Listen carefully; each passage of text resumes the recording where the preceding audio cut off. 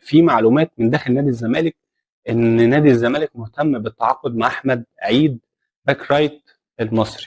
احمد عيد هو اصلا لاعب نادي الزمالك، احمد عيد من ناشئين نادي الزمالك. احمد عيد عقده هينتهي السنه دي، والزمالك بيفكر فيه في الوقت الحالي. طب واحد يقول لي هو الزمالك محتاج اصلا باك رايت؟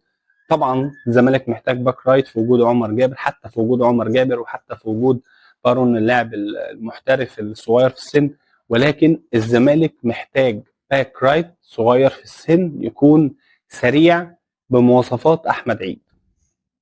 المفاوضات واصله لفين؟ هو لسه ما بقاش في عرض رسمي من الزمالك للمصري لاحمد عيد، لان احمد عيد اصلا عقده هينتهي السنه دي، فبينتظروا ان هم يتفاوضوا معاه خلال فتره يناير، او يبقى فري في اخر السنه. بس الكلام على ان احمد عيد يكون موجود في نادي الزمالك في فتره الانتقالات الشتويه اللي جايه، ولسه ما فيش كلام رسمي. طيب